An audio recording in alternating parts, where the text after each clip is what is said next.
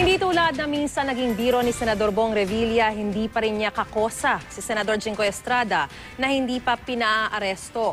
Pero pahirap daw ang paghihintay ayon kay Estrada na sa ngayoy sinusulit ang panahon kasama ng pamilya. Saksi si Maki Pulido. Tila sinusulit na ni Senador Jinggoy Estrada ang nalalabing panahon bago ang posibleng pag-aresto sa kanya. Masayang kalaro ang 8 taong gulang na bunso ng puntahan para sa panayam na ito. Pero pag-amin niya, ikinukubli lang niya ang lungkot, lalo't mawawalay sa anak na katabi pa raw sa pagtulog. Tila pinatatagal lang daw ang kanyang paghihirap ng paghihintay sa arrest warrant para sa kanya. The mere thought na gugulong ka, kahit sa Monday pa yun,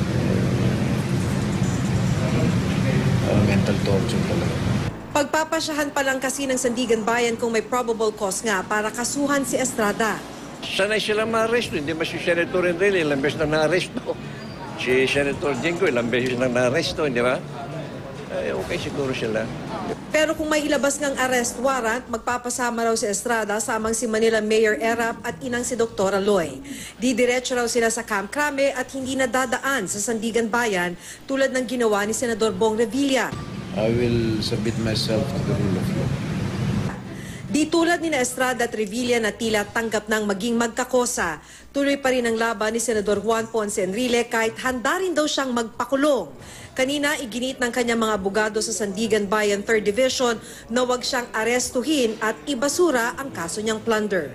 Ang magandang example kako diyan sa constitutional provision na yan. Sabi nung isang tao, hinarap yung isa, babarilin na daw siya. Wala naman siyang depensa. Sagot sa kanya, okay. Gusto mo akong barilin mo na ako. Pero peki bang pakiusap sa'yo, bakit mo, ang akin lang tanong, bakit mo ako binabaril?